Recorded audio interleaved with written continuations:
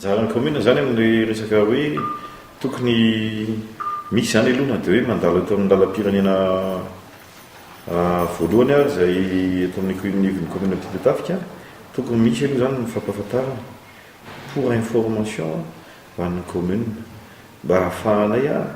milaza amin'ny ambaratonga mpahefana ambony rehetra misy a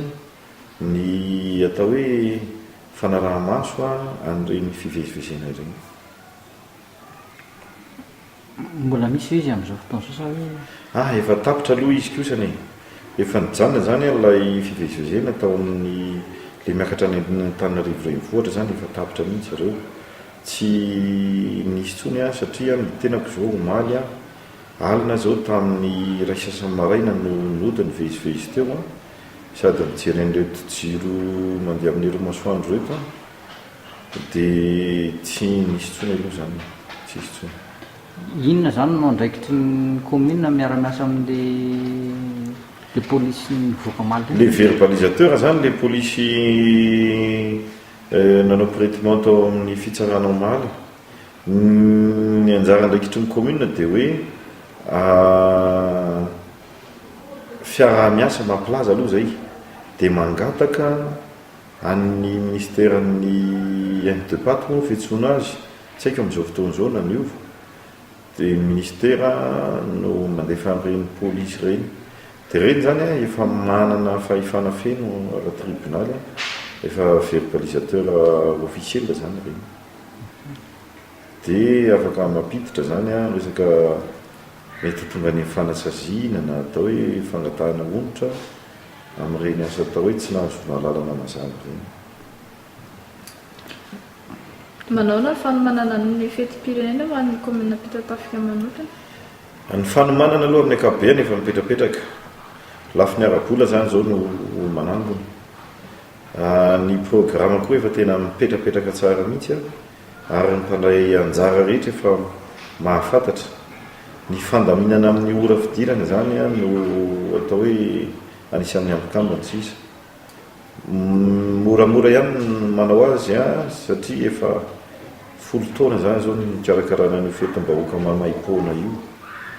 dia atao hoe izay le traikefa dia hita ny lesoka tao anatiny a dia hita koa no fanatsarana ary hita tokony hotazomina dia amin'ny ankapobeny zany a azo lazaina efa mipetrapetraka mihitsy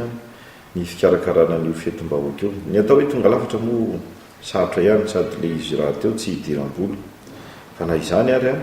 misy endriny anakefatra izy zany amin'ity ao ny fandraisana anjaran'ny mpianatra manao ny défilé hitabe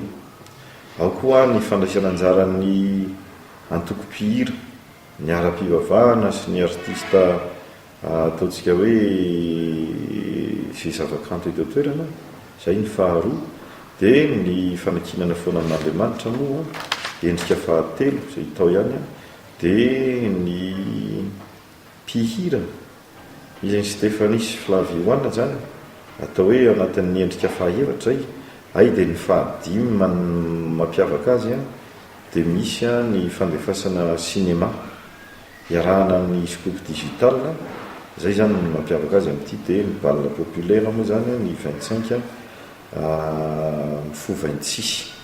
arakaraky ny ambiance eny ihany ny faharetany any ilay balle populaire. Misy ny toerana voatokana ho an'ny partenaire ny commune satria partenaire financier ny commune daholo zany no mamatsy ara-bolan'izy ireo fa ezahana tsy hamoaka vola ny commune raha mitoka tsy maintsy mamoaka raha dia faran'izay kely mba tsy ampisavoritaka ny fidiram-bola ary ialana indrindraindrindra koa amin'le hoe raha sanatrika tsy mahaloka rana dia hoe lany nanaovana fety ny vola dia izay any antony hoe angatahan'ny commune vola amin'ny olona manodidina eto efa betsaka amin'ny mamaly ary eritreretina fa mety hotratranay ihany ilay tanjona zany ao anatiny hoe zéro dépense amin'ny question commune nefa le fety fahombiazana fotodrafitra asa atao zany amin'izao fotoana izao dia manao salle de classe na IPP any Ambohy Mahitsy iarahana amin'ny partenaire amin'ny zareo anglisy ny voavita teo koa ny resaka lalana lalana malaza no mandeha amin'izao fotoan'izao dia ny lalana ny ripoit route interprovinciale numéro 8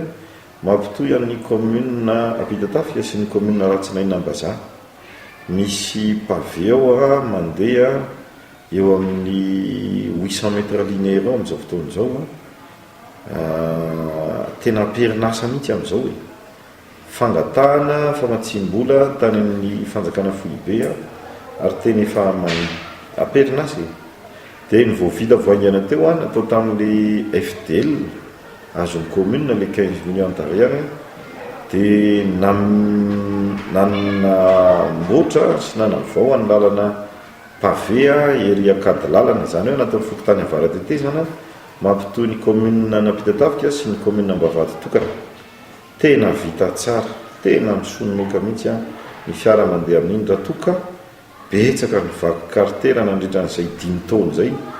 dia ny volan'ny FDL zany no nanaovantsika an'izay ary efa vita ny tatitra tany amin'ny FDL mihitsy efa vita ny tatitra.